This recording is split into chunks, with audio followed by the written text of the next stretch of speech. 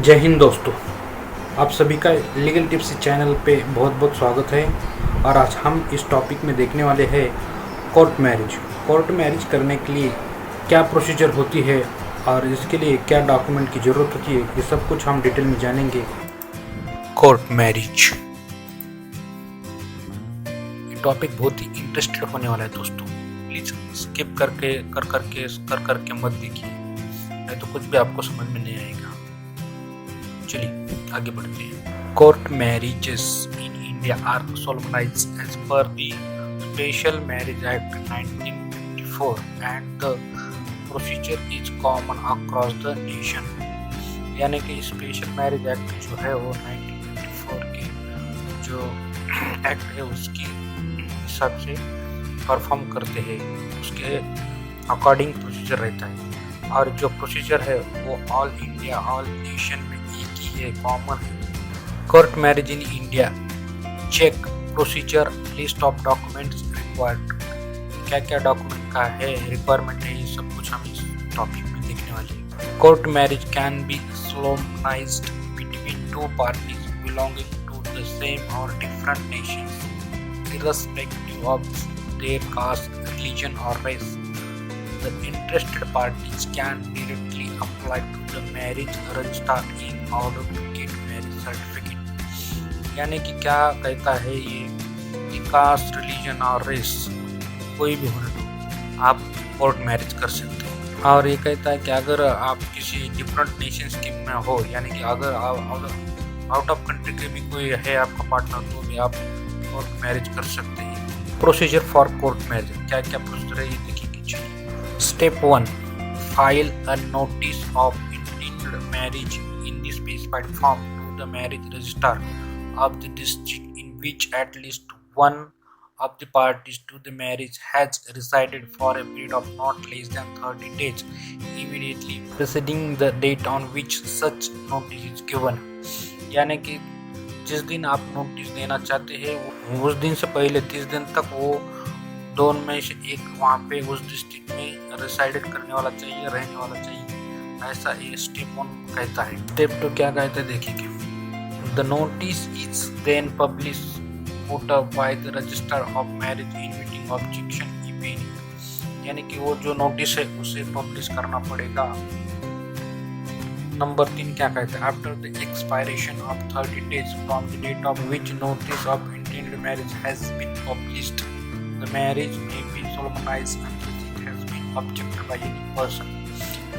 30 दिन खत्म होने के बाद अगर किसी ने ऑब्जेक्शन लिया तो ये रुक जाएगा, अगर ऑब्जेक्शन नहीं लिया तो वो मैरिज परफॉर्म हो जाएगा। ऐसा स्टेप 3 कहता है। Step 4 the marriage may be solemnized at the specified marriage office. जहाँ से आपने नोटिस दी है या नोटिस निकाली है वहाँ पे मैरिज कोर्ट मैरिज हो सकता है, उसके अलावा कहीं पर ही नहीं होता। 5 नंबर है step 5 both parties along with 3 witnesses are required to be present on the date of registration. जिस दिन आपकी मैरिज है, कोर्ट मैरिज है, उस दिन 3 विटनेस की जरूरत है। ऐसा ही कहता है, 3 विटनेस लगते हैं। डॉक्यूमेंट्स रिक्वायर्ड, क्या क्या डॉक्यूमेंट्स रिक्वायरमेंट ये देखिए। Application form, notice in the form is filed, duly filled and signed by the bride and the groom। दोनों की सिग्नेचर होना जरूरी है फॉर्म पे, रिक्वायर्ड डॉक्यूमेंट है ये। नंबर 2 है documentary evidence of the date of birth of the parties, matriculation certificate, passport, birth certificate. Date of birth यानी कि लड़की के लिए 18 साल का रहता है और लड़के के लिए 21 साल का जो मैरिज का एज है वो है। और वो देखने के लिए उसके लिए मैट्रिकुलेशन सर्टिफिकेट यानी कि आपको 10वीं पास का सर्टिफिकेट होना है, या फिर पासपोर्ट होना है, या फिर बर्थ सर्टिफिकेट। ये 3 में से कोई भी आप प्रोड्यूस कर सकते हैं। Receipt of fee paid with respect to the application form in the register. जिस दिन आपने नोटिस निकालना चाहिए उस दिन आपने जो फीस जमा की उसका रिसिप्ट होना जरूरी है। Documentary evidence regarding stay in district of one of the parties for more than 30 days, ration card और report from the consultation house officer, यानी कि जिस डिस्ट्रिक्ट में आपने शादी के लिए अप्लाई किया है, मैरिज के लिए अप्लाई किया है, उस डिस्ट्रिक्ट में आप 30 डेज से डिसाइड करते हैं। इसकी प्रूफ देना बहुत जरूरी हो सकता है, रेशन कार्ड हो या और कुछ भी हो सकता है। यहाँ पे तो उन्होंने लिखा है कि report from the consultation house officer.